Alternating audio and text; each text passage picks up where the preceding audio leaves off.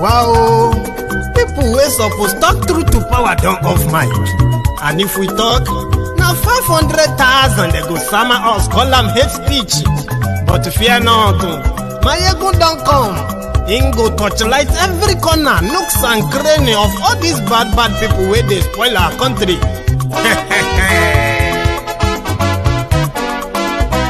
So my people make we laugh, oh, yo, yo. Maiyegun don't come, oh, yo, yo. My people make we shout, oh, yo, yo.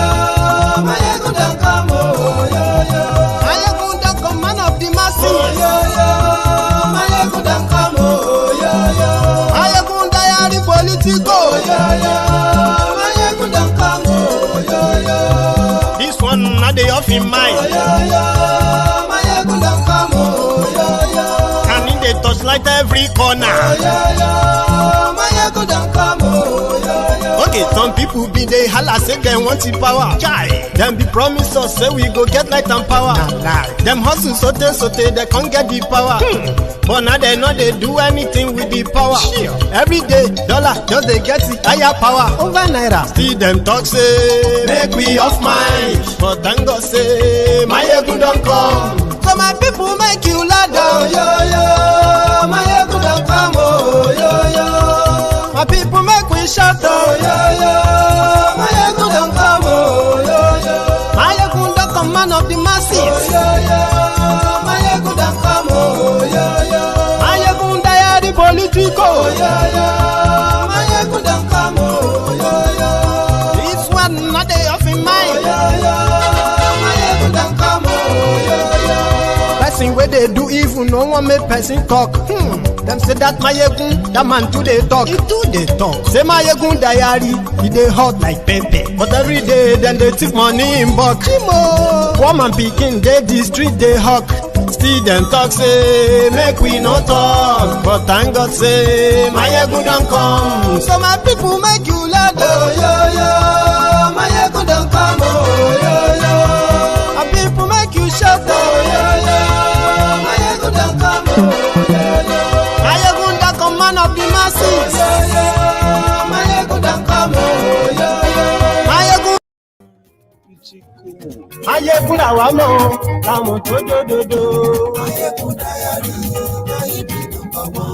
Maiyegun ti dé. Good evening, good afternoon, good morning to you.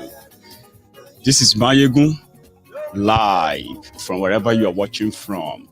Share the broadcast, invite your friends, and let us learn the latest, the updates. Open grazing, banning of open grazing. The North is banning open grazing. Some states are beginning to ban open grazing, yet the South will be persecuted for it.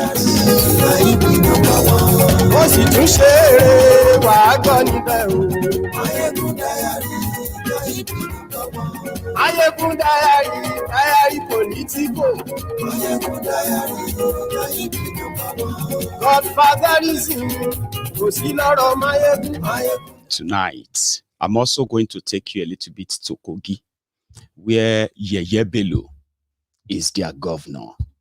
The story of Kogi people and Yeye Bello is not different from the story of Hope Uzodinjo, the Supreme Court governor of Imo State. Therefore, we will take a tour to Kogi.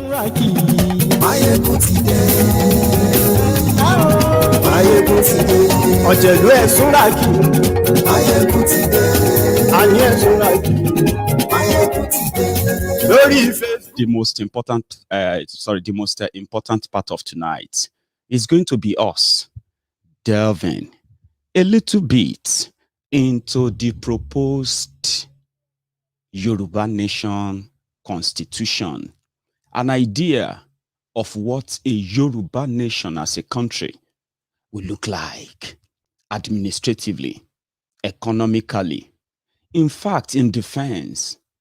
Oh, we have a lot to. That's the important part of this broadcast tonight. You don't want to miss that. Share the broadcast.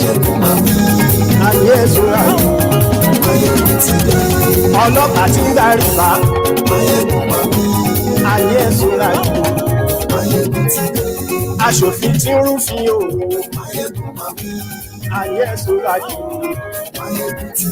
òkúra olóṣèlú. Yoruba Nation Mega Rally, New York, at the United Nations General Assembly, the 76th, I believe.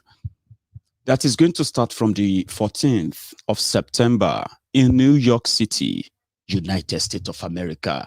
1 million men and women will gather to tell those world leaders, Yorubas, Biafrans, Middle Beltans, called the Kwarara fans, they want to leave. ṣùgbọ́n ní bá ti ṣe èyí tó yẹ kí wọ́n ṣe ọmọ bá dèrò ní fi wọ́n níran o. Maiyegun ti dé gbogbo ọ̀jẹ̀lú ẹ̀ súnra kí. Maiyegun ti dé gbogbo ọ̀jẹ̀lú ẹ̀ súnra kí. ṣùgbọ́n ní bá ti ṣe èyí tó yẹ kí wọ́n ṣe ọmọ bá dèrò ní fi wọ́n níran. wọ́n fowó bẹ́ẹ̀ o Maiyegun sọ pé wọ́n ò bẹ́ẹ̀. wọ́n fowó bẹ́ẹ̀ Maiyegun sọ pé wọ́n ò bẹ́ẹ̀. oníkan ṣáàtì ṣe èyí tó yẹ kí wọ́n ṣe fáwọn ará ìlú tó gbé wọn débẹ̀ o. Maiyegun ti dé gbogbo ọ̀jẹ̀lú ẹ̀ súnra. Thank you very much for joining me. We'll get started now. As the terrorists are getting pardoned in Nigeria, it is no longer news to anybody anymore that the backer, the sponsor of terrorism in Nigeria, the aider, the abettors of terrorism, and all manner of criminality that is associated with what is today's bane of Nigeria, total destruction anyway. Those who are sponsoring them are those in government. We have established facts to back this up.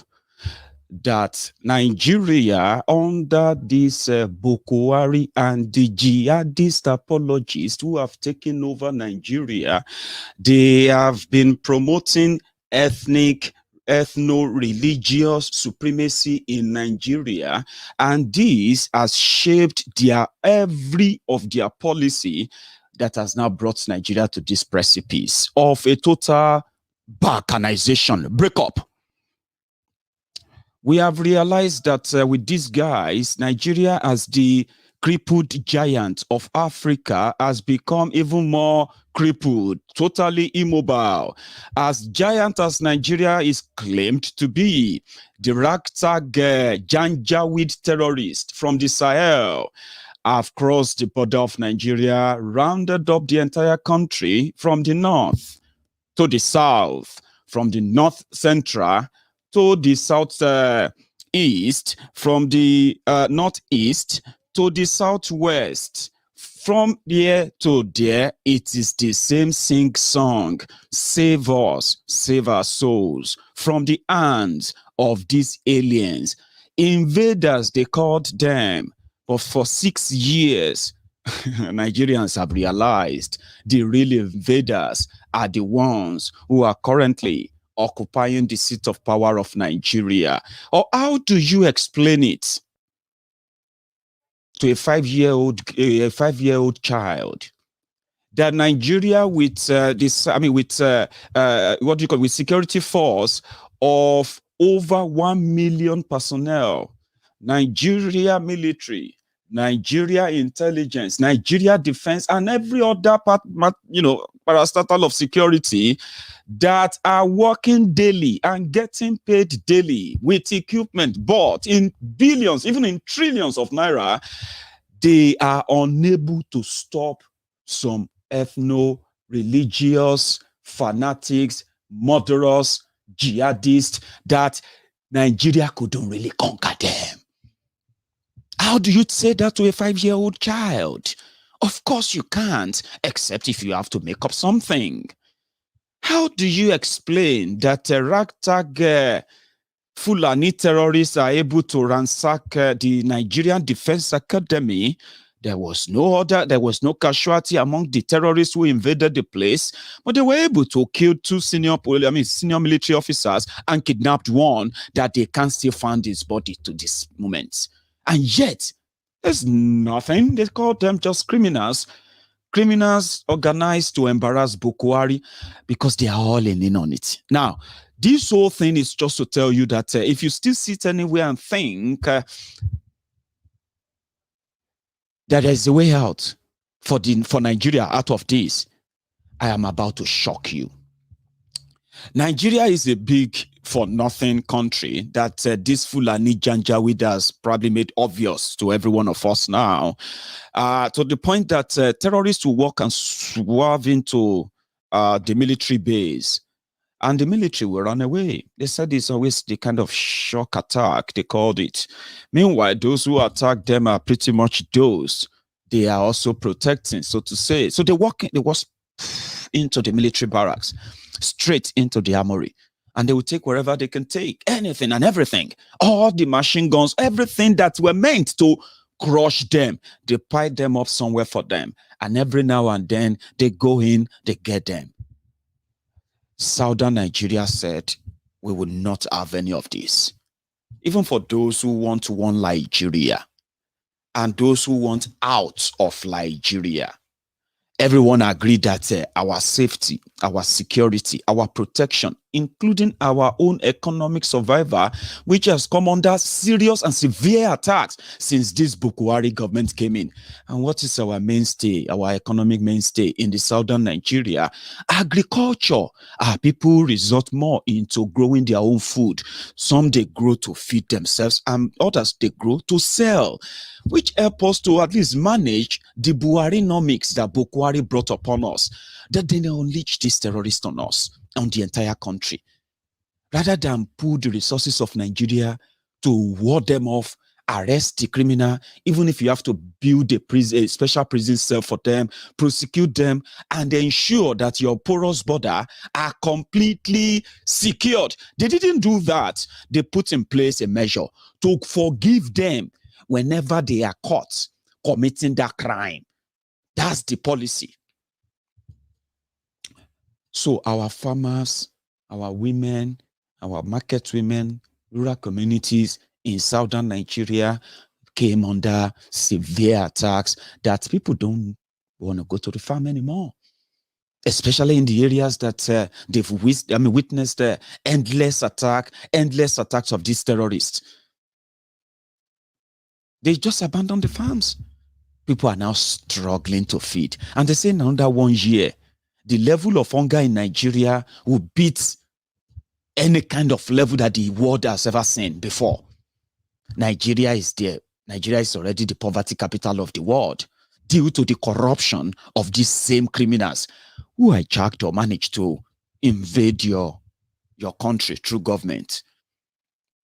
So southern Nigeria, for those who wanted to stay, for those who wanted to leave, they said, we're going to ban. First, let's start with banning of open grazing. If you ban that, then we monitor the movement of strange people in different states, and we can go after them in order to curb this insecurity.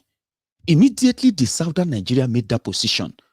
The first people to respond were the northern Nigerian governors. And I'm going to tell you something tonight, just for the sake of those who are watching. There's this mentality of talking about northern Nigeria, northern Nigeria, northern Nigeria. And when we talk about northern Nigeria, we talk about 19 states, as they made us believe. Southern Nigeria, 17 states. But do you know that from that same northern Nigeria they are talking about is where you have Taraba. Taraba is not an Islamic north. That is where you have Adamawa. Adamawa is not Islamic north. That is where you have Benue. Benue is not even Islamic north. That is where you have Plateau State. Plateau State is not Islamic north. Maybe I can't remember all of them. But I have just given you about 4 or 5 now from the 19 states they claim from northern Nigeria. But they have a way of bullying their way out there. I'm talking about those Fulani apologist governors in northern Nigeria. Once they call a meeting, even along that they are killing his people in Plateau State right now, he will attend and he will agree. In fact, they will make him read the communique that says the step taken by the southern Nigeria on the cows is a step against the northern Nigeria, including Nasarawa. God bless you. Nasarawa is not Islamic North. So when they talk about North, I want us to be at this point, we need to begin to separate the wheat from the chaff now. That is where the middle belt comes in. When they discuss this kind of supremacy they talk about, they just completely ignore the people of a middle belt. And we are talking about people that are over 40 million people on their own. So it is at this point we should begin to forget this monolithic North. There is nothing like that.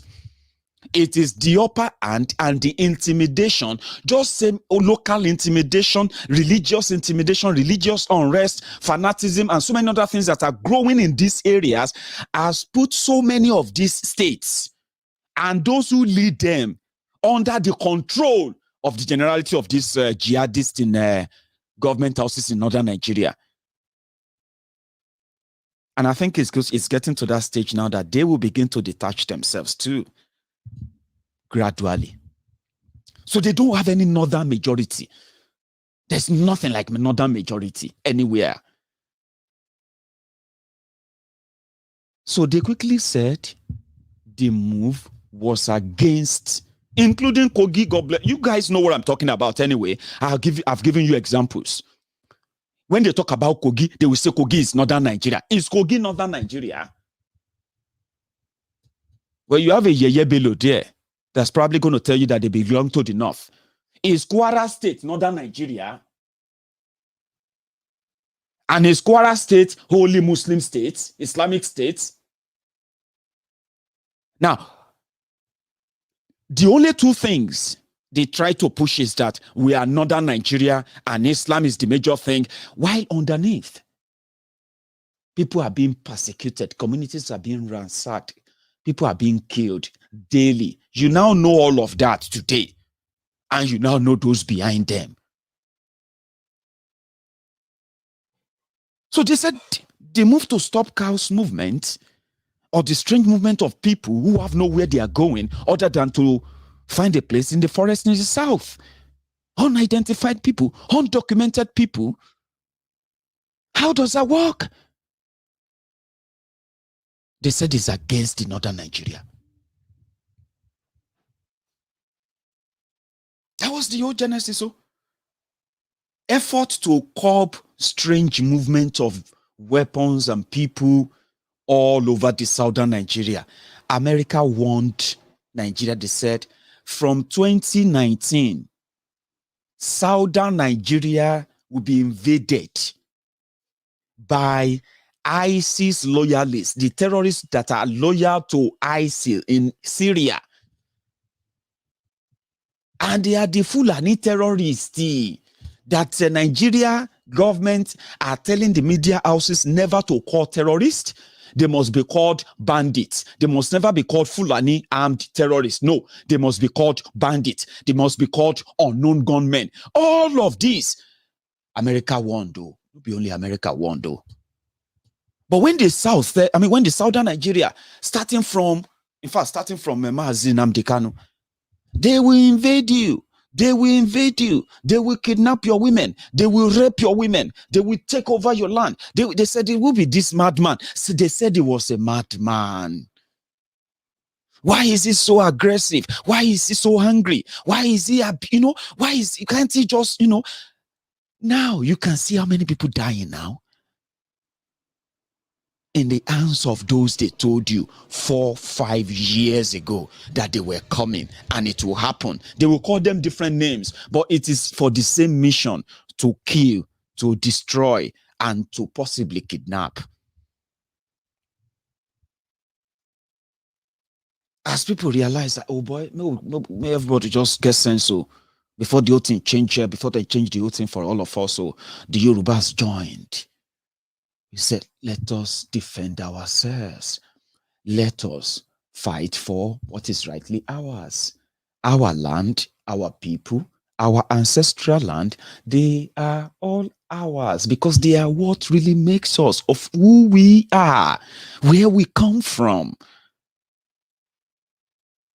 As much as they tried for years, for decades, to make us bury our own real identity and put on the fake identity of Nigeria, an identity that is so complicated that you and I can't even defend what is the culture, what is the language of Nigeria, what is the culture of Nigeria, what is the real thing about Nigeria, and you will begin to see people or hear people tell you everything about themselves and where they come from. Where do they come from? They come from Biafra land. They come from Yoruba land. They come from Benin. They come from everywhere that they have their own real ancestors. And when we talk about ancestors, we're not talking about ghosts. We are talking about our progenitors, those who came before us, those who were here before us, before you and me. Because soon you and I will no longer be here. Our own generations that will come after us, they will refer to us as the ancestors who once lived, who once trekked on this path. That is something Nigeria couldn't take away from us. And since Boko Haram has come to let us know our boundary, who we are, now that nobody can pretend anymore, the Yoruba says, you know what? We can actually take care of ourselves. And we are done with Nigeria. And rather than the criminals in government in Nigeria to put a brake, to put foot on the pedal and break this murderous campaign they started from 2015, they chose not to. They went after the Biafrans, the IPOB members. They called them terrorists, my dear people. I mean, people holding flags, people holding a banner, placards, holding selfie stick with phones right before our eyes. Boko Haram tagged them terrorist organization just to get the license to kill them. And for 6 years, Boko Haram and his own agents have been so busy, paranoid about the Biafrans, what they will likely become, and they have killed more than 5,000 of them. No joke now, that is not a make-up number. I am only trying to be generous with the figure. People have disappeared. People have been made to disappear simply because they are Igbo, they are Biafrans. Businesses have been targeted deliberately. As your naira gets spoiled every day, the criminals who can go in there and print money, they don't care. But businesses and lives of people are being ruined every day, apart from those they are going after because they are identified as IPOB members. 6 years of ethnic cleansing under Boko Haram and this Al-Qaeda People's Congress. A target to say, why do they want to leave? Nobody wanted to listen to them because they know why they wanted to leave. They don't want to be part of the program that they have plotted for the southern Nigeria through this cow of a thing that has now become the national topic, the national subject, the national policy of Boko Haram's government. They went after Sunday Igboho, Loye Sunday Igboho. You see what they did? They killed 2 people in his house, including one innocent blind man. They killed, the second person they killed inside Loye Sunday Igboho's house was actually a man without sight. When he was hearing the pack, he ran out of his small room and boom, they killed him. Simply because Oloye Sunday Igboho said, Yorubas, stand up and defend yourself. Why these people are trying to tell us to stand up and defend ourselves, the killings in northern Nigeria was pretty much like every day. And the northern politicians, they stood their ground and they insisted that banning open grazing in southern Nigeria is an attack on northern Nigeria. They turned it into the north versus the south. But ladies and gentlemen, there are some things you can't really cover for long. One of them is the fact that you cannot pretend, you cannot be feeding terrorists, rehabilitating them, and spending hundreds of millions of money given to you from the southern Nigeria to rehabilitate terrorists that can easily just go back into the same business, since even if they were caught, they will be released. Guess what? In Zamfara state alone, people, these so-called bandit terrorists, they have killed over 800 people in Zamfara state alone. And they have kidnapped over 3,000 people from Zamfara state alone. I don't know how many of them they have released and how much ransom they have paid in Zamfara state alone. If you go to Kaduna, as you are watching this video, all schools in Zamfara state have been shut down. As you are watching this video, all schools in Kaduna state have been shut down. And as you are watching this video, all schools in Katsina state have been shut down for one reason only, because of the promise of attack of terrorists. Those few schools who managed to open, those are the places you are now hearing the news of the children being kidnapped. 75 of them kidnapped in Zamfara state yesterday. Those who led and told all of you that banning open grazing is an attack on northern Nigeria, they have now come out. They didn't say they are banning open grazing. They said they are banning movement of cow and transportation of cows by truck or by foot. Do you understand what that means? They actually, in their own way, they don't even want you to even move cows inside their state at all. Not just that. These three states, Zamfara state, Katsina state, Kaduna state, they have also declared curfew in all of their own local government areas in their states. That is, the movement of the people is now restricted to some hours all over the state. They have also banned and closed all the markets, major bigger markets, where cows are being sold in those states. As you are watching this video, the southern Nigeria didn't go that far. Southern Nigeria said, don't bring cows, don't bring cows openly. Don't graze cow on people's farm. We don't want to see, if we see you and your cows, we will arrest you and we'll confiscate the cows. These guys who said those people who wanted to do that are doing so because they hated the Fulanis. It's because they ate the North. They didn't call it open grazing ban. They call it ban on movement of cows. And I am yet to hear from Garbage Shehu.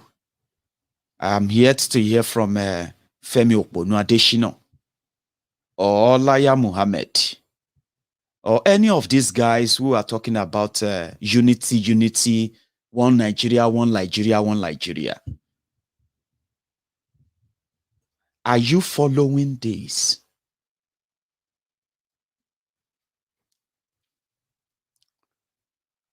They brought monsters because they wanted power. They promised devil that they will hand over Nigeria to the devil.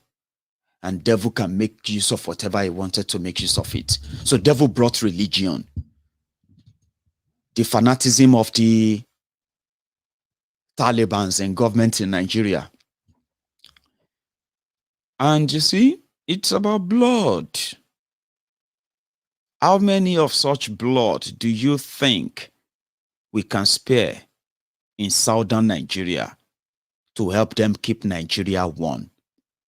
A direct question to you, if you don't mind. How many blood and how many people's blood? Because this is what is happening. How the southern Nigeria is under serious attack. And that attack can be resisted, can be pushed back only if those who are trying to be politically correct, those who are the beneficiary of the rotten system, who are doing everything to calm, some nerves, the nerves of people who are saying, let us go on and break this whole thing up. Let us get something that is really good and work for us. They are working because of what they are benefiting. I'm talking about, about the current political class in southern Nigeria. They are playing politics with it for a reason, for their own survival. Good. But we can push back. It is either we bypass them, which is an option. Two, first, we have seen them make a move, political moves that are really not politically viable this time around. They said we are banning open grazing from the 1st of September. Yet Yala responded. And in this case, it is pretty much like the presidency of Nigeria support the, it's not like it seems. They have openly said that. Now, here's how we are getting we are getting double attack in southern Nigeria, including when you see those who are working so passionately to keep or to hold down the southern Nigeria for these lunatic in power, right? Here are the two ways we are being attacked. The whole country knows about the insecurity. Everybody knows. People are being careful. Some people are creating their own security in their own way to stay safe and stay alive, right? Simply because of what Nigeria has become. But the most top of those insecurities is the insecurity of getting caught up while you are traveling by the Fulani terrorists that will take over the road and they will kidnap you to demand for ransom, or kidnap you, kill you, and sell your body parts to those who are doing organ harvest and all of that. It's a win-win situation for them. Now, people believe that Nigerians have been made to know that the military in Nigeria, they don't have the capacity, they don't have the power, they don't have the resources, they don't have the training, the exposure, they don't have anything to fight the terrorists. So they have made you believe that. Therefore, people have been saying, maybe we should then protect ourselves. Protect ourselves from those who are likely going to make Ogun State the Zamfara of Southwest. Protect ourselves from those who are working day and night to make Enugu the Benue of Southeast. And which is a good thing. Let's protect ourselves. But here's the other attack. No, you can't protect yourself like that. It doesn't work that way.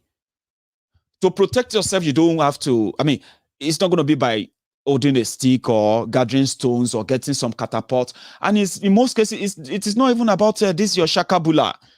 You know that one cartridge that we have to, once you do, then you wait again, you put them again, you shake them.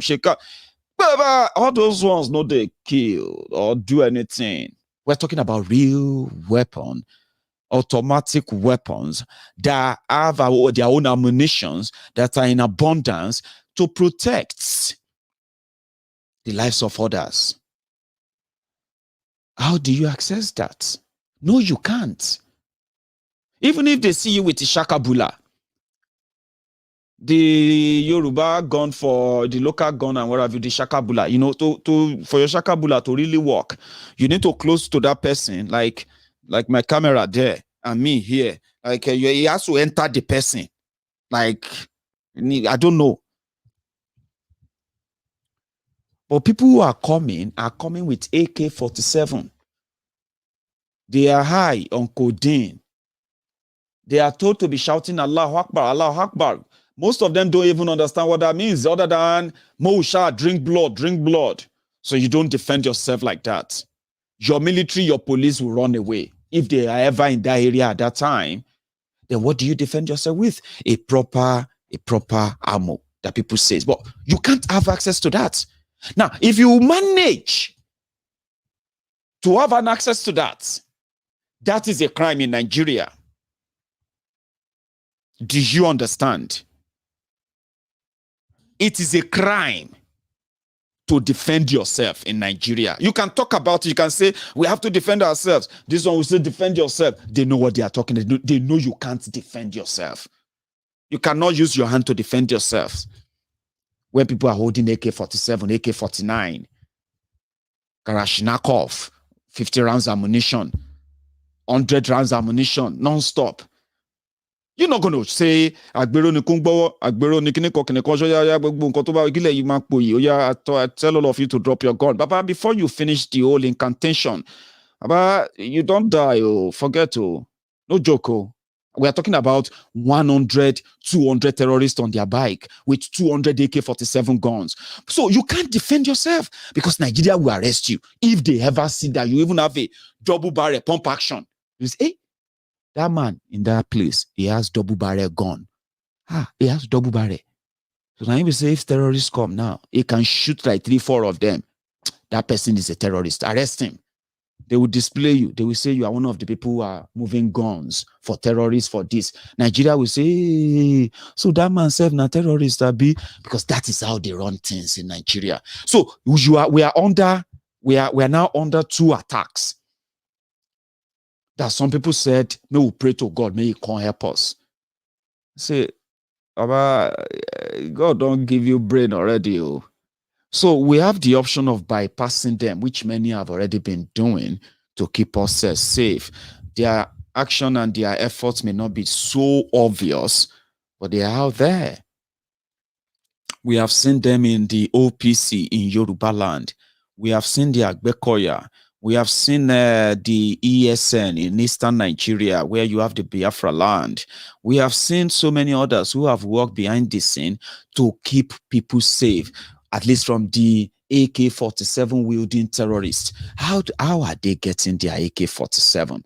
In Nigeria of today, what they do is that they walk into the military base, or they mounted their own hunting expedition on the highway, where they will stop travelers and they will march them in their hundreds. They will march them into the forest, and they will begin to ask the public to send them millions upon millions. These millions doesn't go to the hands of the terrorists. The millions that you pay for ransom goes into the hands of the terrorist sponsor, those who are in government. In return, they either get them weapons supplied through the channel that they use to get diplomatic guns, or they just give those guys the keys. Would you guys like to go into the barracks and pick up some toys? And whenever they did, this is how it looks. This is what it looks like.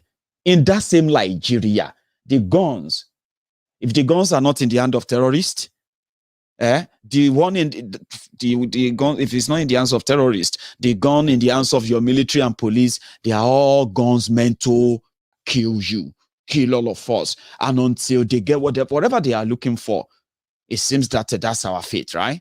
Go in there, boys. Shoot as many people as you see. Anybody will try to resist, you kill them. Go into that barracks. There are new deliveries there.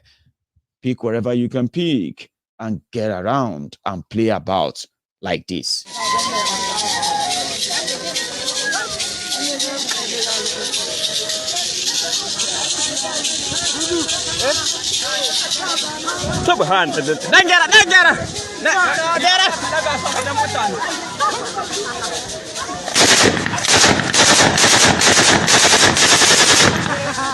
Allahu Akbar. Allah. Akwai kwalwa a ciki.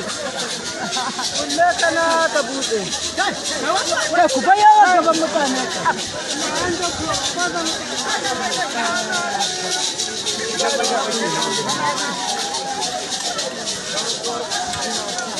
Ya an jaye nan. Maka ji zai. Kai. Kap. Alam ma kusa halin ta ba. Kun gani ko? Kap.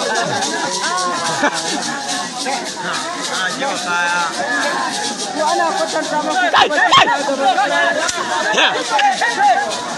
Kai.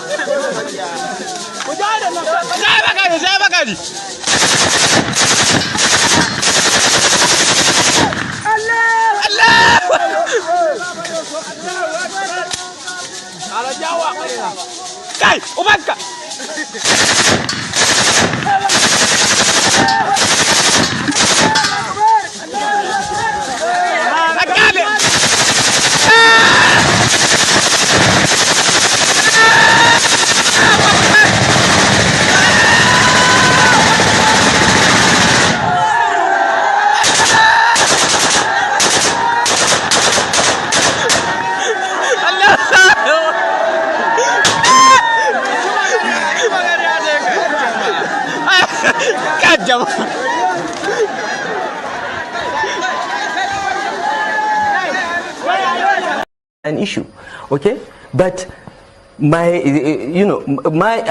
yes, we offered them money. We said, look, if we have to pay you not to kill our people, we're happy to do it. Is that the only solution that you're adopting, to pay them to stop the killing? That is the only solution we can see. If anyone has a better solution, he should give us.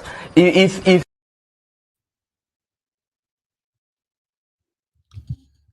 they have the weapons. I remember when some of my friends called in and they said, Maiyegun, we have been surrounded. Do you not see those guys? That's like a community. Uniform, Nigeria military, different kind of Nigeria military uniforms, different ones. You saw them there wearing them. They carted them away from after attacking places like Nigerian Defense Academy, Nigerian Giwa Barracks, the Abati, all these barracks everywhere that they have attacked. That's them. As the Taliban are celebrating that all the, what do you call it, all the weapons left for them in Afghanistan by the American forces, yeah? As they are doing, victory parade with all the Humvees, all these vehicles in Afghanistan. That's what those guys are doing in Nigeria. They are telling them that all of them should assemble in Nigeria. And they paid them to come. They paid them to come. The man that was talking there, the Kaduna little finger, Hell Rufaya of Kaduna, he traveled all over West Africa. He said it. After he became governor in 2015, he said that he traveled all over Africa to go and tell the Fulanis that they can come to Nigeria now.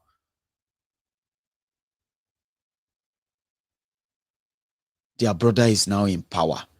If you have lost cattle, we will pay you. If you have lost anything, we will pay you. We may not be able to pay you for the life, but we can, then we pay them. We pay them money. He paid them Nigeria money.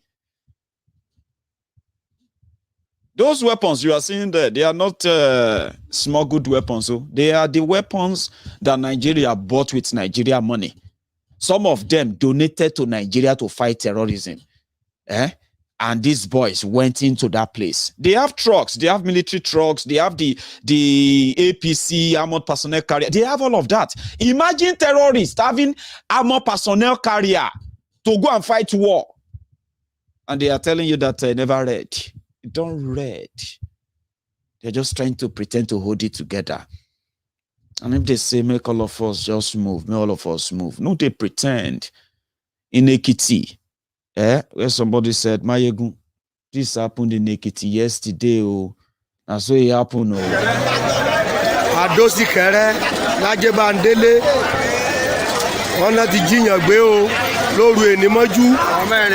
Àwọn mẹ́rin àti aláboyún kan ní Ajé Bandele ní ọ̀nà Ìkẹrẹ́ so gbogbo ọmọ Nàìjíríà tẹ́ bá ń wò ó ẹ jọ̀ọ́ Nàìjíríà ti di ká fara tí o ogun eléyìí ti fẹ́ pọ̀ ju o agbára èèyàn ò ká mọ́ o ẹ wo báwọn èèyàn ṣe dúró bẹ́ẹ̀ láàárọ̀ kùtùkùtù on the one àwọn èèyàn lọ síbi iṣẹ́ ní Adó sí Ìkẹ́rẹ́ lóru mọ́jú wọn jí èèyàn gbé èyí le ju o èèyàn mẹ́rin náà jí gbé mọ́jú èní kọ́lọ́ ọmọ aṣọ wa o Nàìjíríà lágbára bẹ́ẹ̀ lájú bá ń délé Adó Èkìtì o.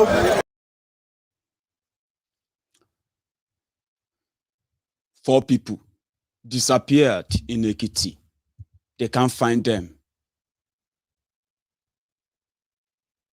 Maybe they were kidnapped by unknown kidnappers.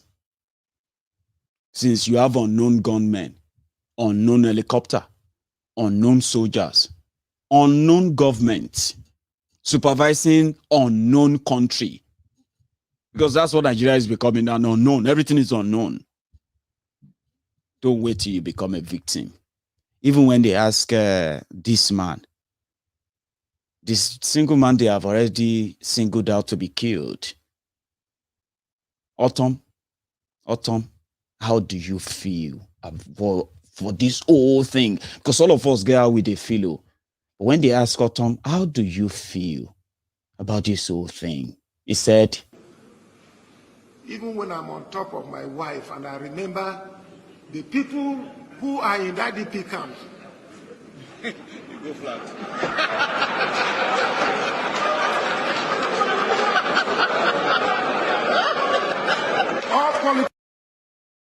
Do you understand? In his own way, anyway. But there are other things. There are other things he told us.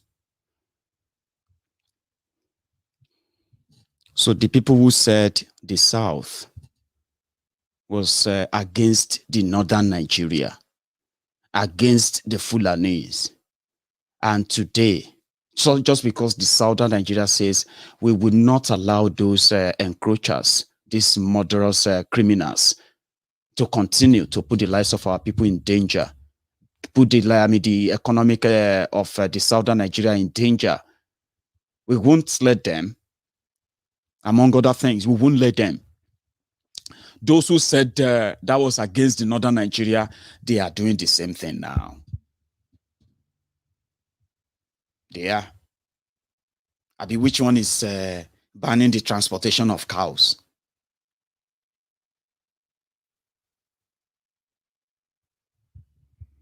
Oh, nah.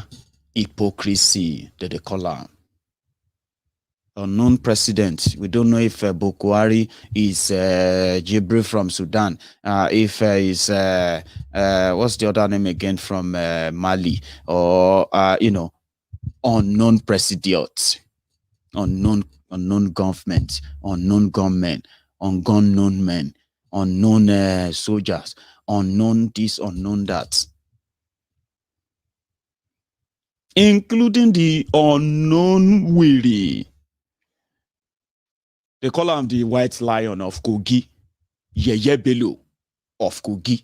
You see, there are ways that you will get to know that. You don't need any divination or anyone to to be a soothsayer or to be anything at all in a way before you can tell that a country doomed will always have somebody like a Yeye Bello as number one, as their governor. You remember Governor Tatata, the people of Kogi? Then go, yeah, who do you think? What do you thinking? What are you saying? If you do anyhow, you go, yeah, pa pa pa ta ta ta. Governor ta ta ta. Ashe. Life is wicked. And it seems that in Nigeria, the wicked are the rulers. The wicked, well, they are savers too. We call them oppressors, yeah? Yeye Bello. His story, I'll tell you his story. For some of you who probably need to catch up. Yeye Bello, like Hopeless Uzodejo of Imo State. They did APC primaries. Back then, this man, Audu, what is his name again? Is it Abubakar Audu? The man who can't die. Abubakar, I'm just going to use Audu. So the guy became the governorship candidate. Meanwhile, Tifnumbu already sent somebody from Lagos. That one is House of Rep member in Lagos, but he claimed to be from Kogi. Just like you have most of those ruling Lagos from, Ijebu. Thank God your governor is from Ijebu, which is good. Some of your commissioner from Oshun, from Abeokuta, from Ekiti. You know what I mean? Like your representatives, your senators, and the rest of them. There's even one, Yayi. That one, it says he's from Yewa. He wants to be governor in Yewa. He's been as of assembly, senator for them. You know what I'm talking about? Chief Numbu sent somebody to go and deputize Audu in Kogi. We don't know what was the plan. They said that Chief Numbu, they back Audu.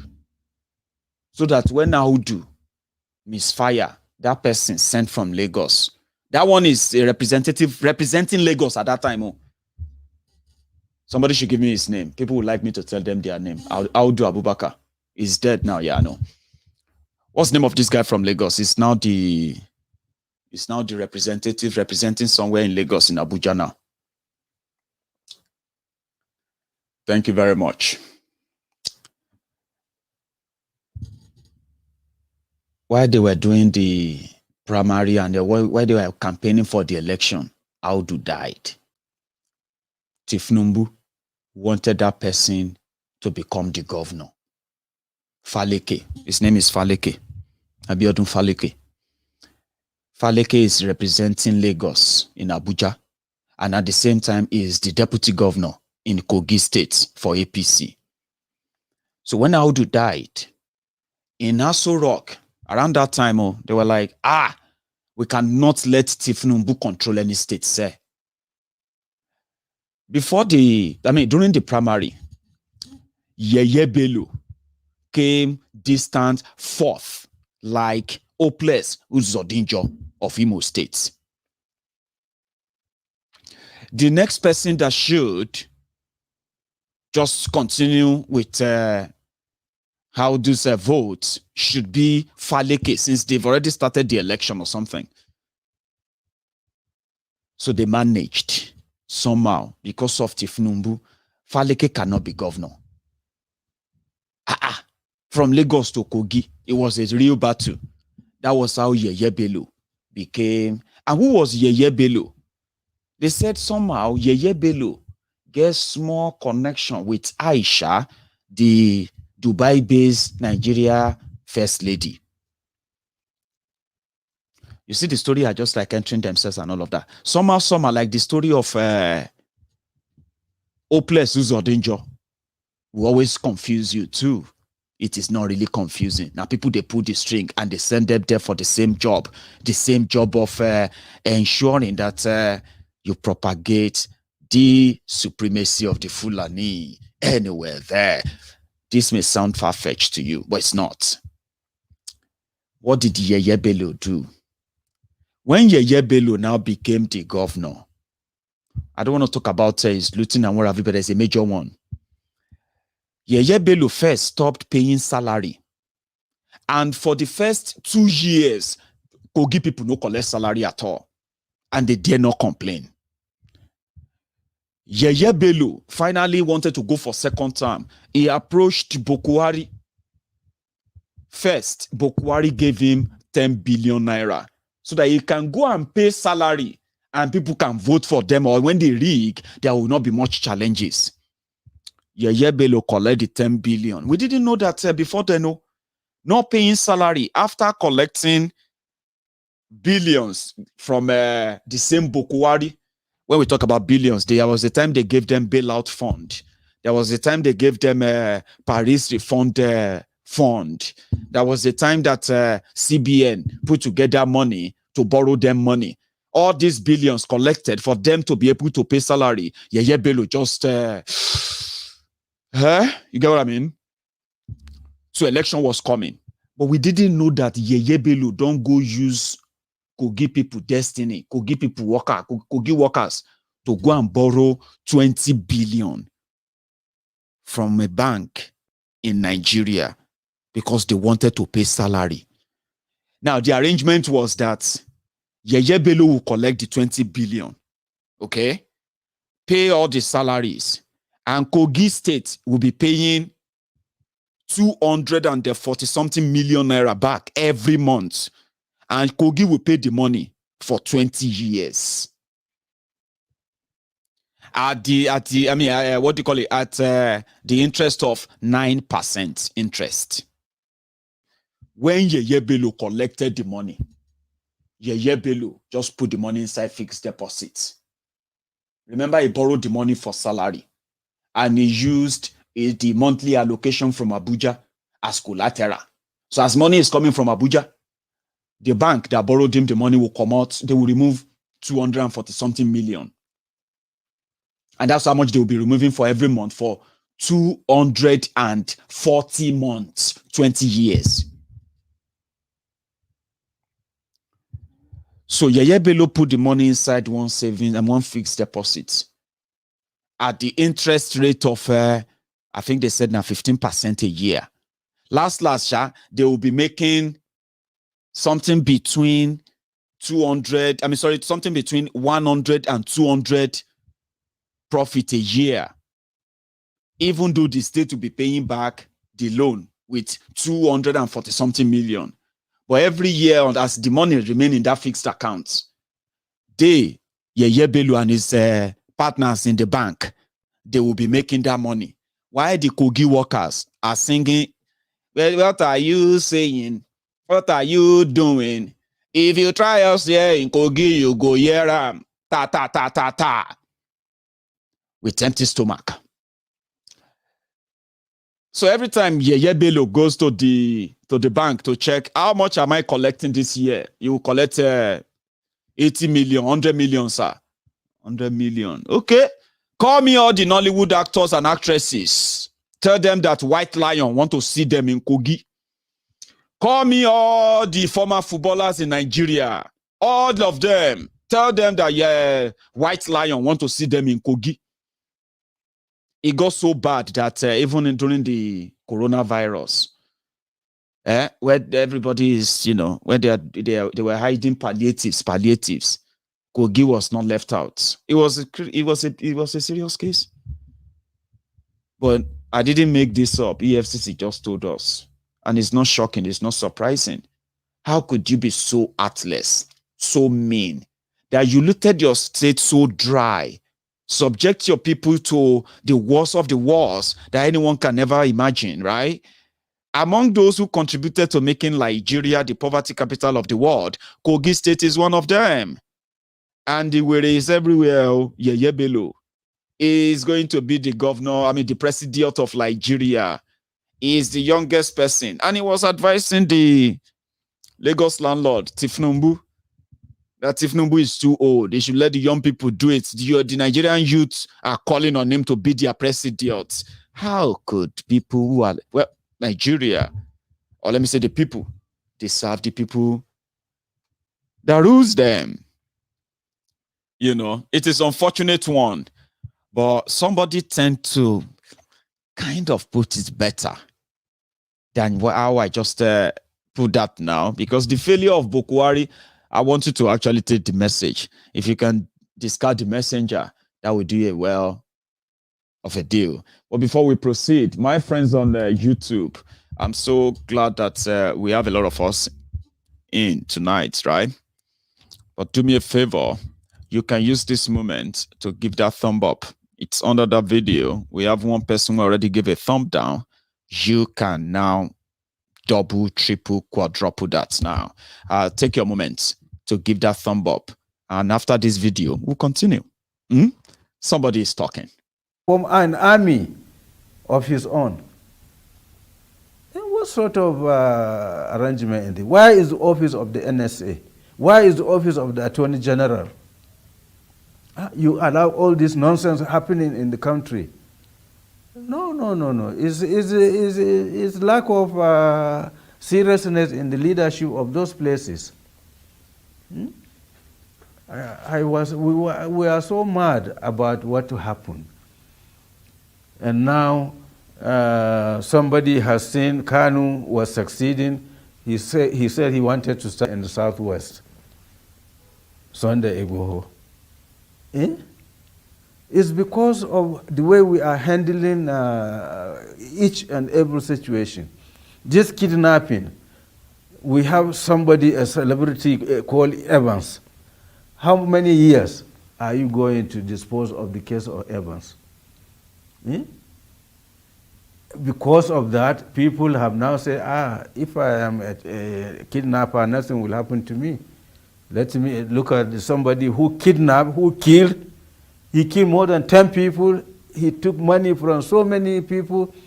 This man is still enjoying in the prison. Why is this, is it Wadume case of Taraba? That one, another criminal who was a big kidnapper, who arranged with military and killed police officers at a checkpoint in Taraba. Why is his case? He is still enjoying in the hands of warders. What sort of country are we? Because you are treating these cases with levity, that's why we are having recurrence and new people are being recruited into this business, so-called kidnapping. See how innocent school children. Now we can't continue schooling in Kaduna State because no parent wants to release his child to go and be kidnapped. So it is most unfortunate. The way we are handling the whole security system is what is causing the deterioration of insecurity in the country. Unless we change, we are not going anywhere. It's a pity. General Haliru Akilu's Haliru Akilu said, leave the message. There is another one. The reason why I want to have that on this program tonight is because for the record purpose. Are you with me? Those who told us, that's why we actually wanted the people of the southern Nigeria and those who are in politics of southern Nigeria to realize that no matter how much they try to pretend or how much they try to kind of, shy away from their responsibility of coming clean, be bold enough to say what they want and stand by it, the better for them. Their colleagues in northern Nigeria are already doing exactly the same thing they countered with their hypocrisy. And this time around, it will be, ideal, especially for the people of Yoruba land, the people of Biafra land, and those who have the resources to mobilize the people in this regard. Let them know that they speak for the people, they represent the people, and it's not in their own interest to shy away from it. And like I said, they can be bypassed. And that is why I'm going to hold on to my video. I want to quickly take you through the constitution of proposed. This is not the constitution, okay? This is proposed constitution of Yoruba nation, put together by some brilliant minds whose names are also attached.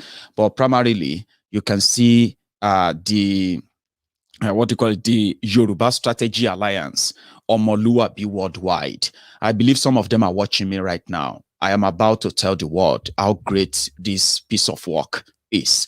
If any of you happen to be watching me tonight, I'm not going to break everything down. I have read every bit of this, this proposal, and I can tell you this, Omo, we are so blessed as a people, as Yoruba people, okay? It doesn't take much to put together all the structures.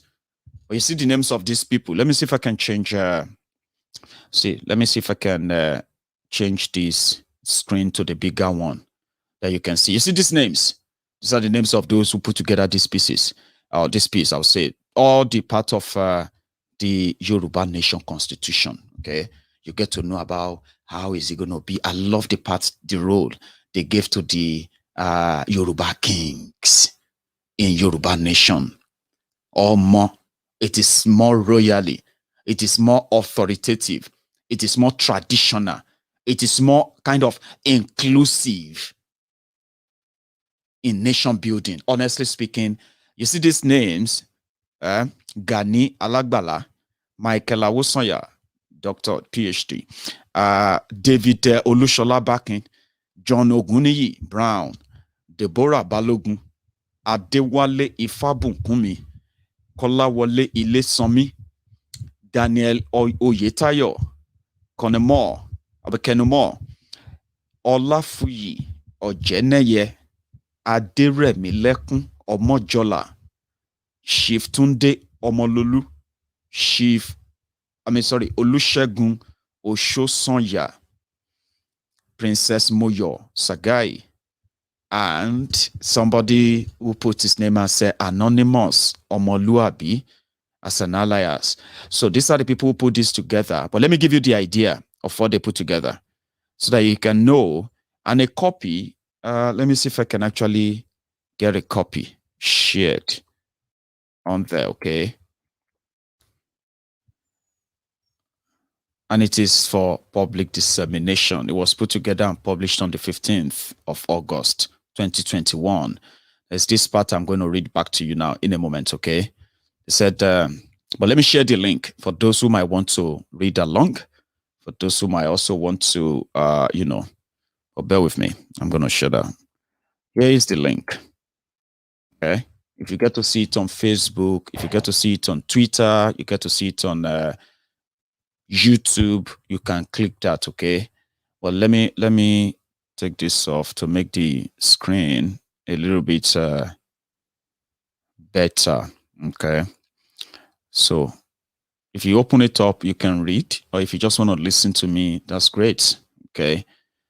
So the preamble says, "Dear beloved citizens of our precious Yoruba nation, you would recall that recently we filed, on behalf of our people, a submission to the International Criminal Court alleging against the Nigerian officials genocide and crimes against humanity for the ongoing violence perpetrated upon our people.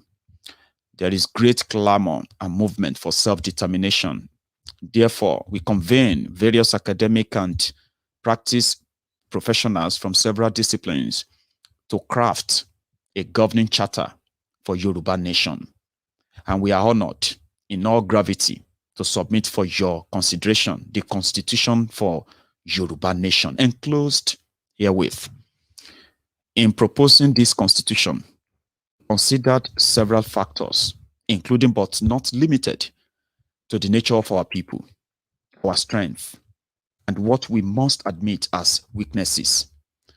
We drew from our history with peculiar adversaries who now pose an existential threat to us in what is certain to be their third failed attempt to conquer the Yoruba. We, however, will not be what is apparently a permanent underclass, as seen in the northern part of the country.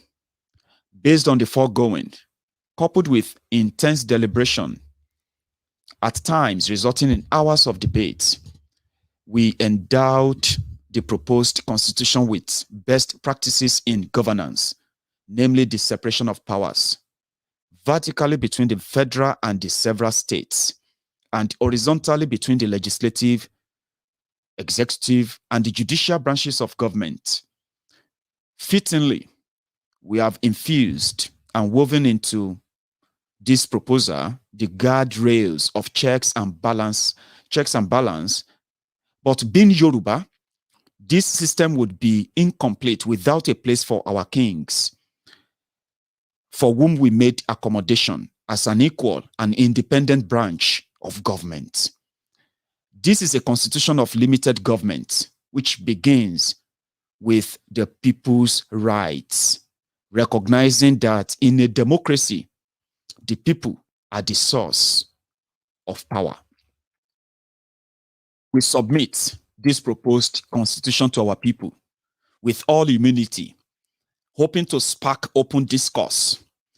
We welcome commentary and for the consumption of our esteemed intelligentsia, we invite public debate that together we would craft the best path forward into the great destiny that awaits us.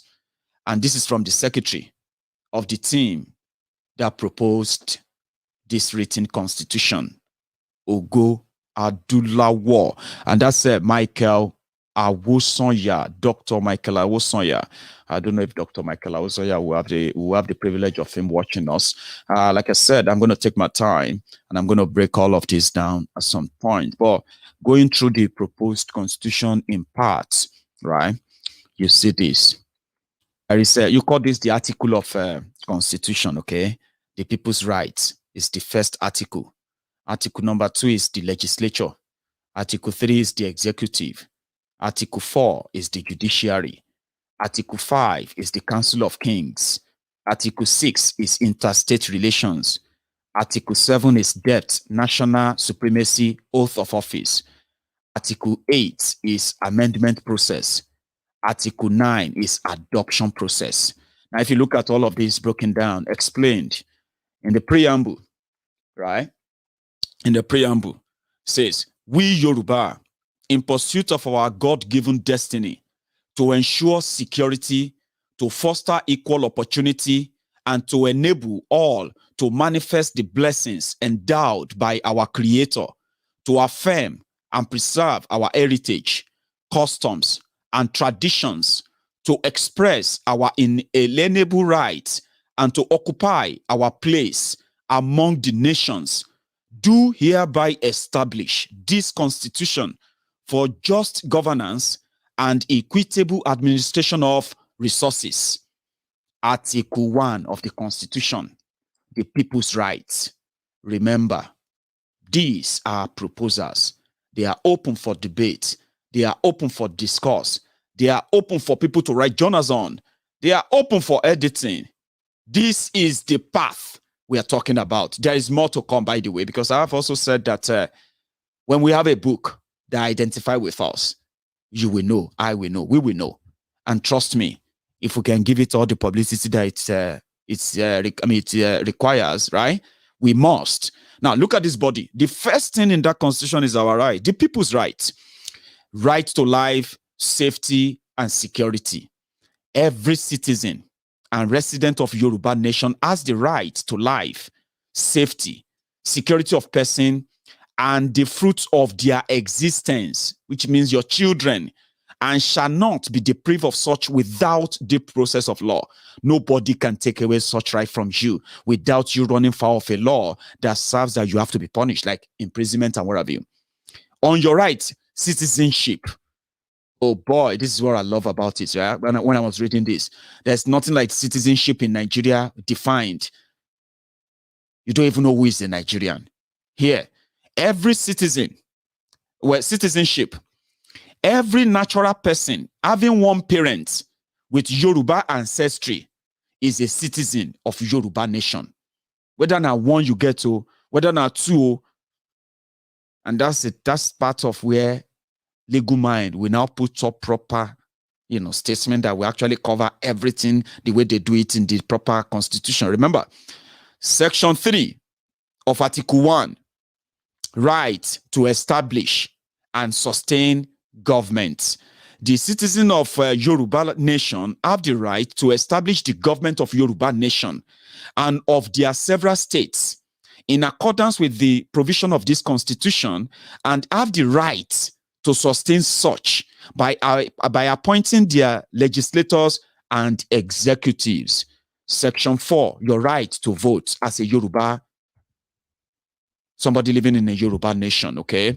The citizens of Yoruba nation who are 18 years of age or older with two natural parents of Yoruba ancestry may appoint members of the government of Yoruba nation and several states via voting. And may contest to hold public offices of profit or trust in Yoruba nation and several states. These rights shall not be denied or diminished by Yoruba nation or any state therein, nor by reasons of failure to pay any tax. Not paying your tax won't say you can't run for office. That is also open. Remember, it is a proposal. Section 5 of it says, right to dignity. The right to dignity being sacred. The people shall be free of abuse from the government and any agent thereof. The assembly and state legislatures shall enact firm punishments for such abuse and violations, which the executive of Yoruba Nation and the states, respectively, shall duly enforce. Rights, other rights under the Article 1, citizens' rights, right? Thank you very much. Don't forget the NINA's rally, Yoruba Nation rally, mega rally in New York from the 14th of September to the 21st of September. From what we heard, this might also last longer than that, up to the 30th of September this month, okay? If you are within any close by range, or you can book your flight in, you can fly in, or you can drive in, 14th of September, it's going to be a big time in New York. You can make it count, make the number large, grow, bring your family, friends, and bring your flags, okay? So you've got the right to your land, which is so essential. Section 6 says, Clause 1, all land belong to natural persons. If you are a Yoruba man and you have any land in your name, the lands in Yoruba land belong to you. Okay? Aside from the land reserved for public use to be administered by Yoruba Nation and the several states thereof, all land belong to natural persons who are citizens of Yoruba Nation, having both parents of Yoruba ancestry, or who inherit land from at least one parent of Yoruba ancestry. They alone shall hold title to land, whether directly or through corporate entities solely owned by them. Clause number 2 of your right, section 6 of your right to land. Citizens hold title. The people's right to their land, whether ancestral lands or those secured by legitimate transactions, shall not be encroached or such land taken except for public use, where necessary and proper, and upon just compensation.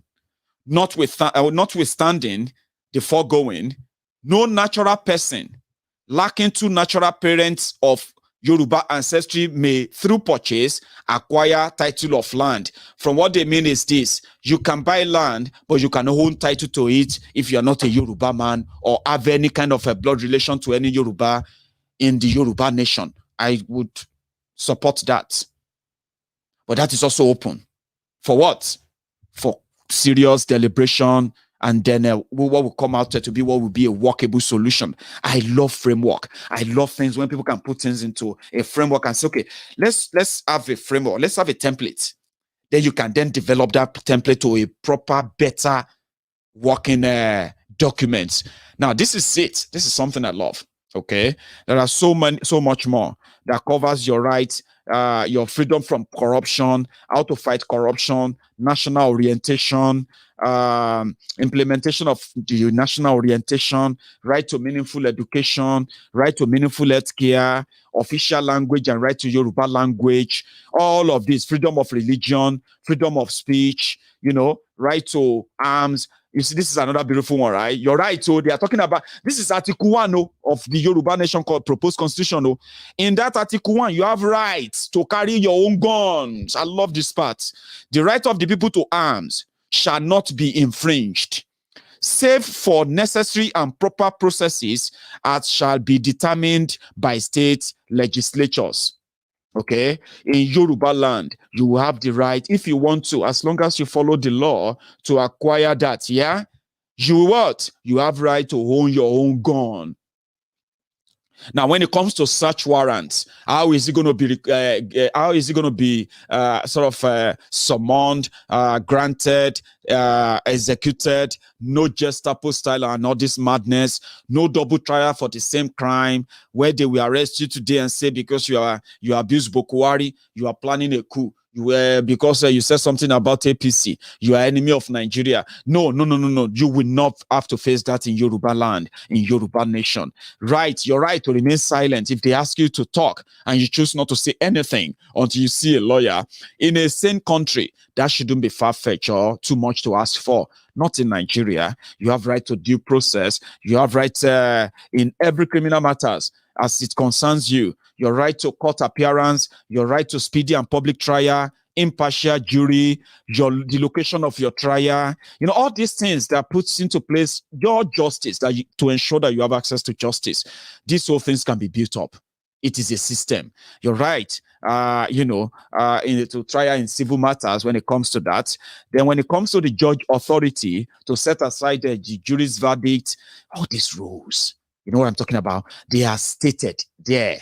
That if you open that link and you read them, okay, you will get to know where you think, no, I don't appreciate that. Oh, I'm a lawyer. I think, why not use the other one? Oh, I don't like the wordings. You have the chance to. And that's why we have to say a big thank you to this team that put all of this together. The legislatures, the chambers, you have the first chamber, you have the second chamber, their terms of office, all clear, right? The numbers of lawmakers per state, the vacancy when somebody dies or they are sick, they can't continue anymore, what to do, no wahala. You know what I'm talking about? Your speaker, other officers in first chamber, rotational election, all these things were cleared out. I love that, right? How to impeach anybody that run foul of the law, how to prosecute them, make sure they also have fair trial too. Guess what? The most beautiful part I love is the part of the kings. That's the, what do you call it? The Chamber of Kings all over Yoruba land. They can move a motion and initiate impeachment of any president in Yoruba land. That people believe that is no longer protecting the interest of the Yoruba people. You get what I mean now? The Council of Kings can put together by organizing the two-thirds of them. This is in this constitution. You get what I mean now? So it's so amazing. It's the idea, the structure, the framing, the wordings as well, including the section by section of how they put it. Open that link and read them up. So when people say Yoruba nation is not going to be different from Nigeria, tell them that they are not following, they are not paying attention. You have a place where you can actually decide on how you are going to be ruled from the start, from the scratch. Somebody said, how do we get there, But Maiyegun, how do we get there? We get there by first agreeing that we need it. If you don't think you need it, nobody can force it on you. No one will force it on you. Bibo Kuwari will actually make you see why you do, why we all do need it. So I'm going to take my time. I'm going to break that down for you. Another thing about public office in Yoruba nation, right? When I read that constitution, it says that the only reward for being a public official in Yoruba nation is your salary and your health insurance. Which means that if you have any health issue, the government of Yoruba land will pay for you. They will send you to the Yoruba hospital, our own better hospital there. If you don't build one, we'll send you to the one you have left. You can't go abroad. You collect salary. You will live in your own house. And if they deem fit like, no, now let us have let's build us. Okay. Oh yeah. You will be living inside this place. You'll be collecting your salary. If you get any health challenge and where have you, we'll send you to the hospital. The people will pay for it. It's so amazing. Very small government and all of that. The two assembly, first assemblies and first chamber, the two chambers they call them. First chamber, second chamber, their roles are clear. And there's also another independent body, the Council of Kings. I don't know if they call them Council of Kings. I don't know if that's what I put up there earlier. The Council of Kings or something like that. I'm going to go back on it.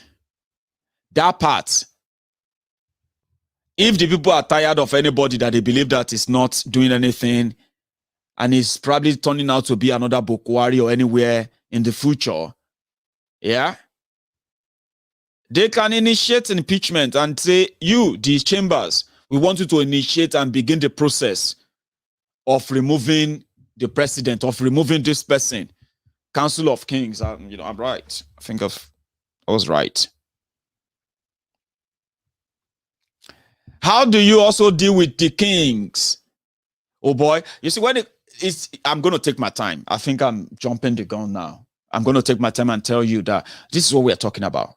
The other things I want to see right now is the one I showed you the other time. I'm going to look for it. Give me a minute. But before then, let's hear from this man. Like I said before, please take the message if you don't like the messenger. But I like the messenger and I love the message. Sharing with you. Is there nobody to take responsibility? I want to believe that we have all failed. I mean, I failed as an imam to teach you that life is sacred. You all failed as parents to teach your children that killing is bad. Our community leaders failed. Our politicians failed. Governors failed. Especially His Excellency, the President of the Federal Republic of Nigeria, you have failed us. We have your video telling Nigerians that the military is capable. Our military is capable. It has all the requirements to tackle this insurgency. And if you are voted into power, you are going to make sure that happens in a short time. You have given 4 years an addition. Yet, people are dying like fowls. Killing is becoming norm in Nigeria under your watch, Mr. President. If there is no Nigerian to tell you, I will take the responsibility of telling you. And I will take the responsibility of the consequences, because the life and properties of Nigerians is above all. Let me tell you, Mr. President, under your watch, bandits are taxing Nigerians. Is that the provision of the Constitution of Nigeria? Under the provision of Constitution of Nigeria, no one has the right to tax any Nigerian, except being authorized by the federal government or any other constituted authority. I'm not a learned person, but I'm not a layman. I'm telling you, Mr. President, you are to take responsibility. Because we have it in the Quran, we have it in Ahadith. Man wajada khayran falyahamidillah, wa man wajada ghayra dhalika fala yalumanna illa nafsa. Who do you want us to give responsibility? Do you want us to give the President of America, the President of Ghana, the President of the Chad? No. We have the right, constitutional right to ask you, Mr. President. So, my dear brethren Elise, I love the message and I love the messenger. Somebody had to say it. And I'm seeing beyond the messenger as well. The fact that he had the courage that much to come out and speak out. They said it's an imam in Akpo Villa or Akpo area of Abuja or so. But it's on record. People are speaking up. And the reason why you should be listening, the reason why this video like that is so important is because we have people who believe that generally the northern Nigeria, they are keeping quiet generally. And we need to continue to let you know that as much as these criminals have done so well to intimidate people into silence, that if you say anything, it's pretty much like you'll be accused of being blaspheming against their belief and their faith, and you can be targeted for your, for killing, for execution or something. But when we see people who sum up courage enough to say this just in front of the people of faith, that's all we need. Somebody has to say it. Offline, off these whole places. Go there to the people who are actually so scared to even think for themselves. So you don't have to take the messenger. So maybe you don't have to. You should try and take the messenger and the message anyway, which is great. But somebody is pretty much even clearer. I think, where's that thing I picked up earlier? Let me see. I think it's this. And she says, how do you plan to tackle the crisis in Plateau, State Jos, between the Hausas and the indigenous tribes? If you sorry, guys. I am going to ask my friends once again, especially my friends on YouTube, okay? You've done so well enough that if you are just joining, or if you haven't really dropped your own offering, you remember that your #1 offering on Maiyegun's Diary Politico is that thumb up. Click on it before you get settled into the chat room, or you can come out of it. Click that thumb up, right? Super chat, Omo Yoruba, thank you very much, right? Super chat, super sticker, they are like going extra. Say, Maiyegun, they enjoy you. But to keep the Temple of Truth running, don't leave your offering behind. That thumb up, go make it happen. Bokwari,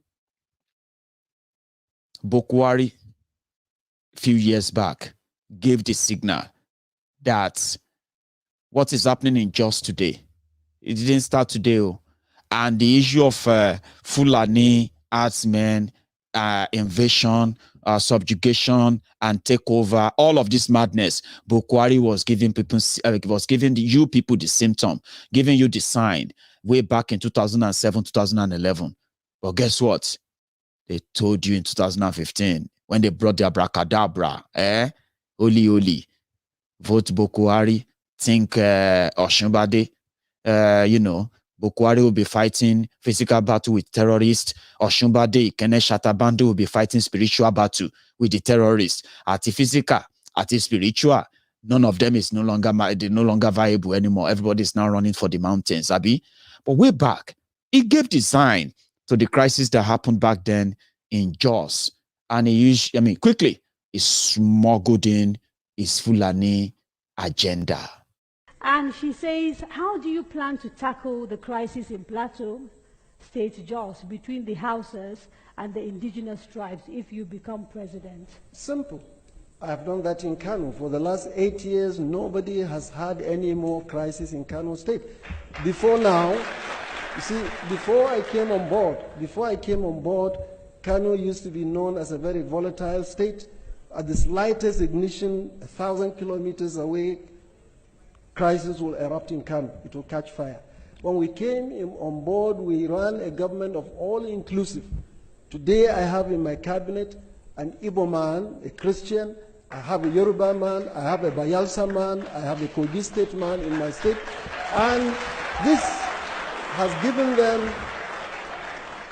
given them sense of belonging. And we are working. In fact, just 2 months ago, I got a letter of commendation from the national headquarters of the Christian Association of Nigeria, commending the way we are operating, integrating, and working with everybody.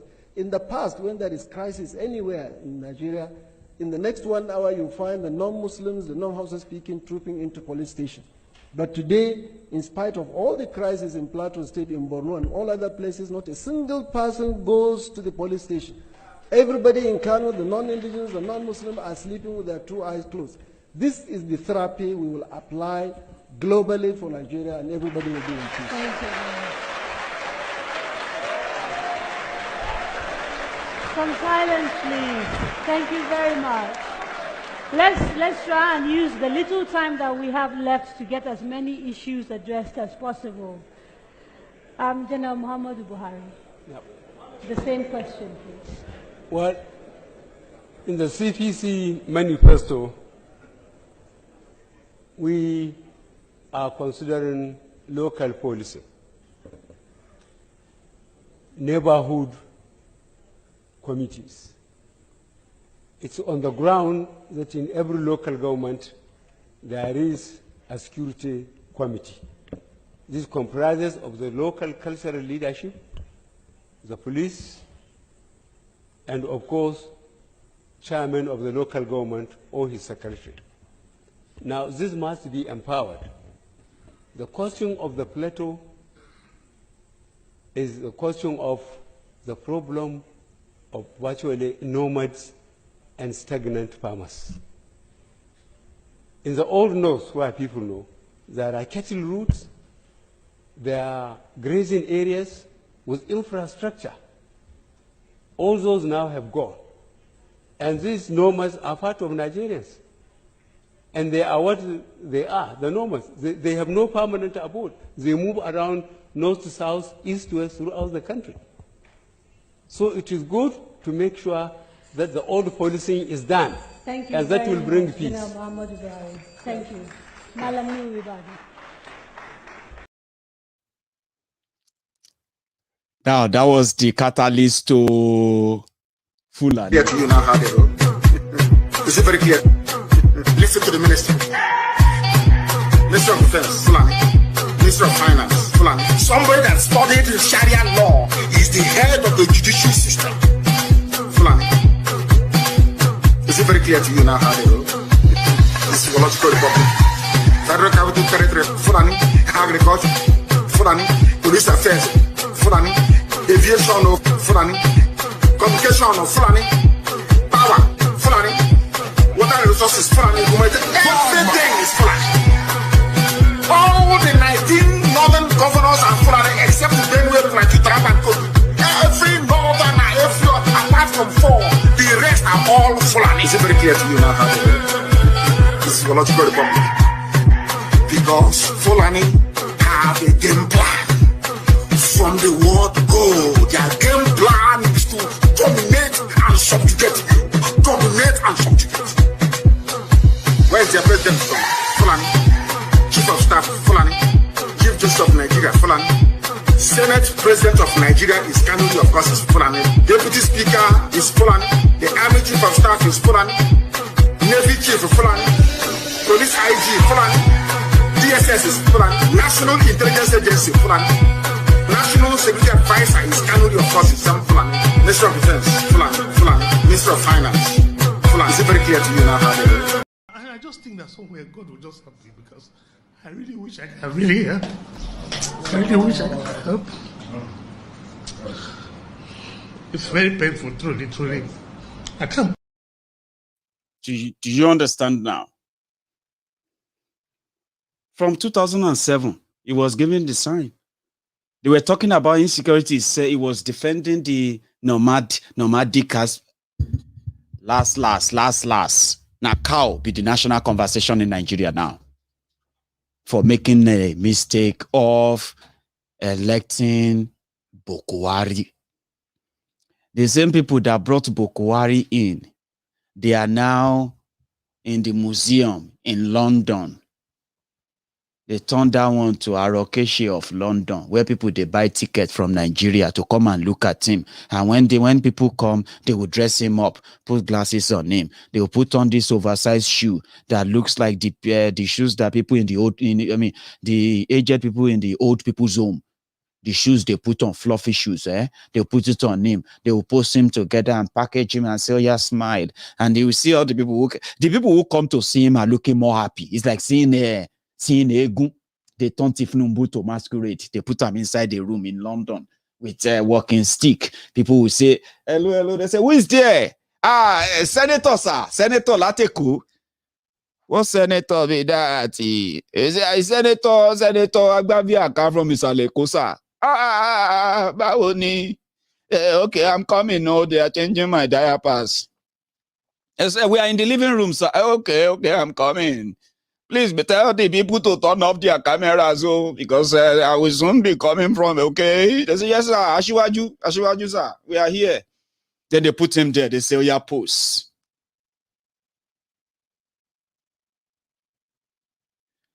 Say, see Ashiwaju Elanati. The people who brought Bokwari in, they've turned them to Maiyegun in London, where people now buy ticket from Nigeria to come and look at him and say, is he alive?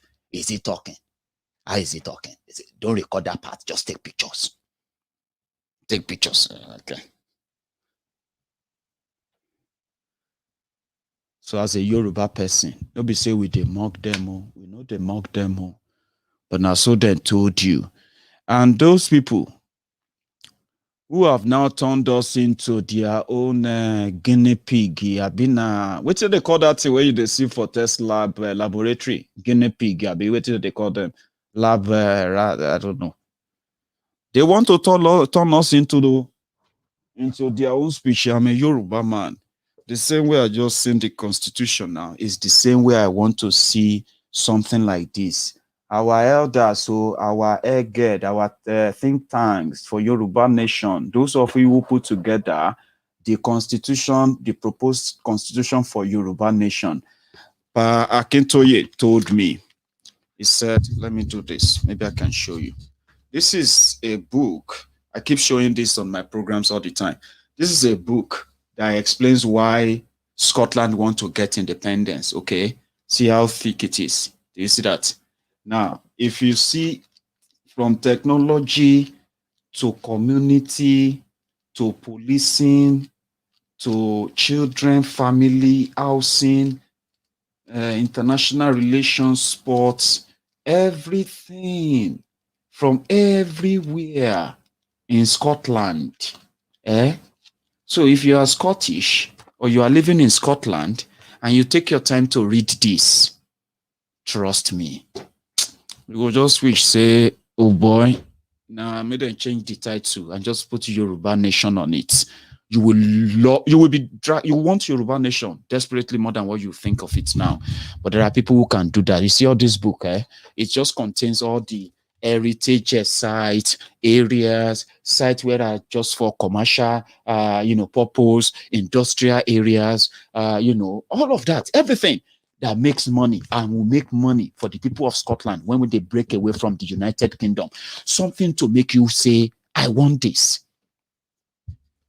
Not just the talks of promises of what politicians will say, don't worry, there will be 24 hours electricity in Yoruba land. We want you to help us put them in the book, okay? What are our resources that will generate that electricity for us? Where are they located? What would be the primary targets? Where are we going to have our industrial areas in Yoruba land situated? Which state will be the energy state of the Yoruba people? Which state is going to be the medical state of the Yoruba people? I'm talking about when you have to strategically locate things to serve different purposes for the Yoruba people.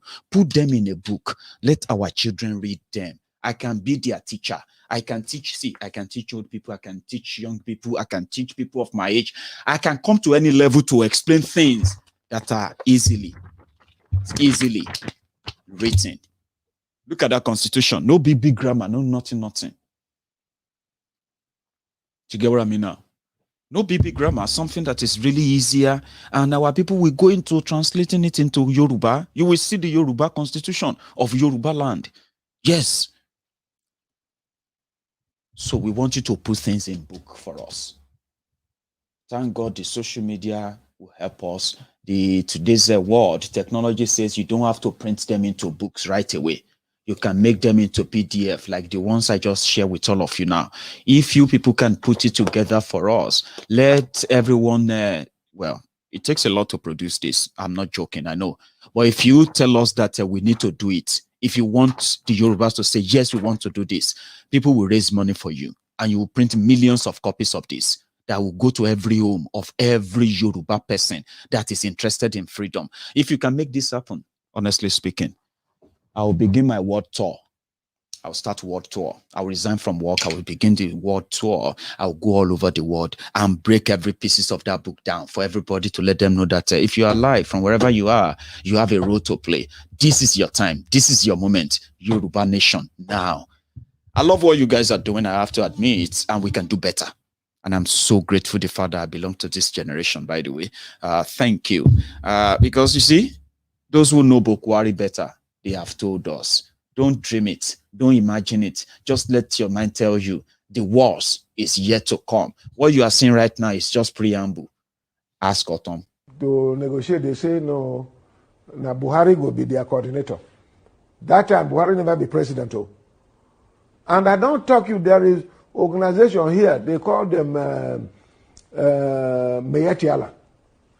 Meyetiala, now them they do terrorism, now them they sponsor, now them they get money from government. Their chairman, now police they guide them. For this Abuja, or they Abuja here. And they don't take responsibility, say, now they kill people in Benue State, now they kill people in other parts of the country. And nobody they talk about them. I don't write personally to a president say make it arrest these people, question them that the thing what they do no good. Maybe as they catch them, prosecute them. Everybody go also here. They no feed them. Another one they say Fulani nationality movement. Now them attempted to assassinate me. They wanted to kill me. Now only God helped me that day. I tell you. These people say Nigeria, now the only country where belongs to them. They don't write them. I have documents to show this. I don't send them to president. I don't send them to police. I don't send them to DSS. These people say, look, nothing will stop them because they wanted this revolution in 1800 and they could not achieve it by Ottoman Danfodio. But now they must take over. That they have the money, they have the power, they have the weapons, and they have everything. So this time they must take over. And they promise that we in Benue State, then go kill us, then go rape our women, then go deal with us, then go finish us because they have all the power, because they must then go take over this country, now their own country, where Allah don't give them. And so all these things, the presidency, they have this thing where they talk, and it's in writing. I don't give them. The press handler or Mr. President, the man a lie they talk now.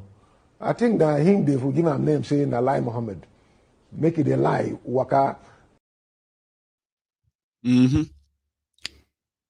But you see, Nigeria is at this state. There are even some people are telling you to pray and pray.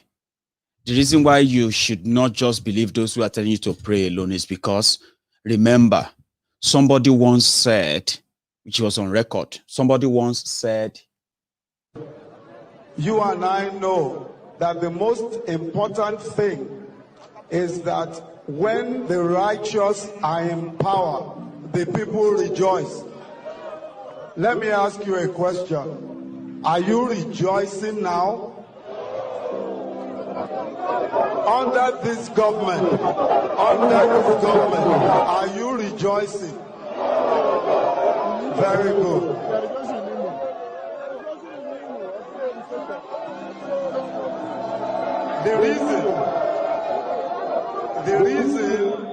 The reason why we cannot rejoice under this government is because the scripture says, when the righteous are in power, the people rejoice.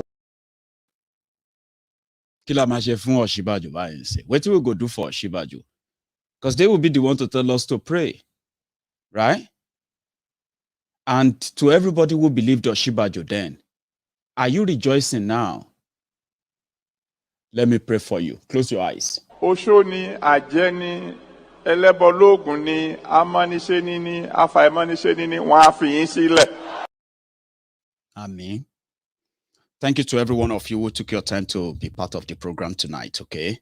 The purpose of the broadcast tonight is just to remind all of you that the hypocrites who condemned the southern Nigeria, who threatened the southern Nigeria with 2023 president blah, blah, blah, blah, blah nonsense, the hypocrites who did the same have actually started to implement the same thing they told their lab dogs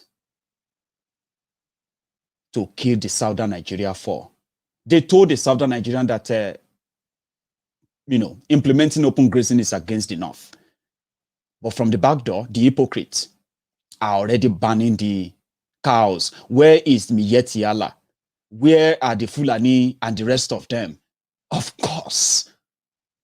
Where are you? You that believe that banning open grazing or using your state money, your people's money, after giving them your land to start ranches for people you have no idea where they are coming from. But yeah, your government says give them land, open ranches for them. The hypocrites who told you that if you want presidency, you should open your doors, you should open your windows, you should open your houses for their cows. They are not just banning cows and the movement of cows. They are shutting down markets where cows are being sold in northern Nigeria. For those who are telling you to kill your brother, to join them, to crucify, jail your brother, kill everyone that believes that Nigeria is never going to work. They want to walk away.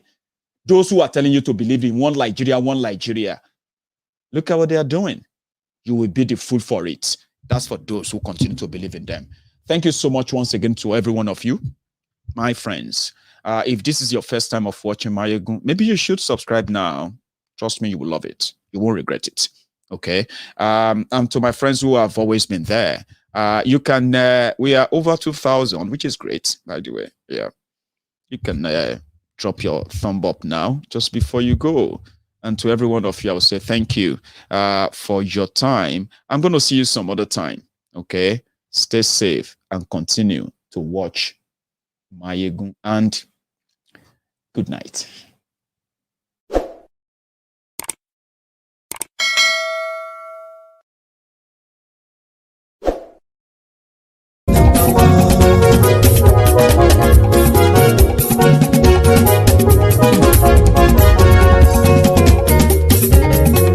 Àní ẹ̀sùnra kì í. Maiyegun ti dé. Maiyegun ti dé.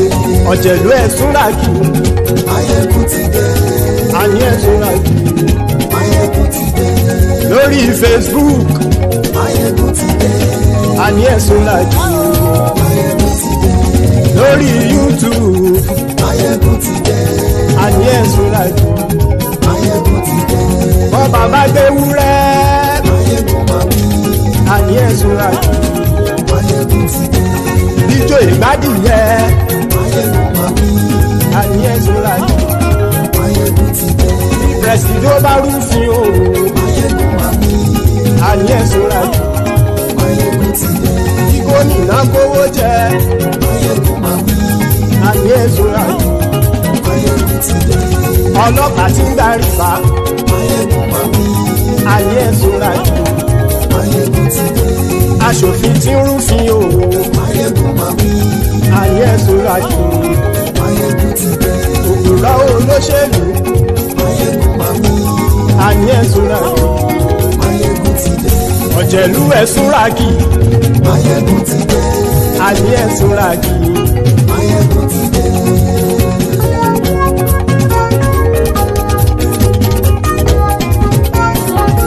Maiyegun ti dé. Gbogbo ọ̀jẹ̀lú ẹ̀sùnra kì í. Maiyegun ti dé. Gbogbo ọ̀jẹ̀lú ẹ̀sùnra kì í. Ṣùgbọ́n ní bá ti ṣe èyí tó yẹ kí wọ́n ṣe, ọmọ bá dèrò ní fi wọ́n níran o. Maiyegun ti dé. Gbogbo ọ̀jẹ̀lú ẹ̀sùnra kì í. Maiyegun ti dé. Gbogbo ọ̀jẹ̀lú ẹ̀sùnra kì í. Ṣùgbọ́n ní bá ti ṣe èyí tó yẹ kí wọ́n ṣe, ọmọ bá dèrò ní fi wọ́n níran. Wọ́n fowó bẹ́ẹ̀ o. Maiyegun ó sọ pé wọ́n ò bẹ́ẹ̀. Wọ́n fowó bẹ́ẹ̀. Maiyegun ó sọ pé wọ́n ò bẹ́ẹ̀. Oníkan ṣáàtì ṣe èyí tó yẹ kí wọ́n ṣe fáwọn ará ìlú tó gbé wọn débẹ̀ o. Maiyegun ti dé. Gbogbo ọ̀jẹ̀lú ẹ̀sùnra kì í. Maiyegun ti dé. Gbogbo ọ̀jẹ̀lú ẹ̀sùnra kì í. Ṣùgbọ́n ní bá ti ṣe yìí tó yẹ kí wọ́n ṣe, ọmọ bá dẹ́rọ̀ ò ní fi wọ́n níran. Kì máa yí ṣe eré, ọ̀rọ̀ yìí kì í ṣe ẹ̀fẹ̀. Kì máa yí ṣe eré, ọ̀rọ̀ yìí kì í ṣe ẹ̀fẹ̀. ẹni bá ti lè lẹ́bọ̀ lẹ́rù o ọmọ bá dèrò kàṣà ìtú wọn síta. Maiyegun ti dé gbogbo ọ̀jẹ̀lú ẹ̀ súnra kí. Maiyegun ti dé gbogbo ọ̀jẹ̀lú ẹ̀ súnra kí. ṣùgbọ́n ní bá ti ṣe yìí tó yẹ kí wọ́n ṣe ọmọ bá dẹ́rọ̀ òní fi wọ́n níran. tẹnitẹni ọmọ Maiyegun ọ̀rẹ́ ara ìlú mọ̀mọ́ ni mo fọlọ́run sọ ẹ̀ bá kìlẹ́bù lóòótọ́ olódodo ìlú ọ̀tá ìlú mọ̀mọ́ ni ìwọ ṣá máa ń ṣọ́ra kò sì mọ́ bẹ̀rù.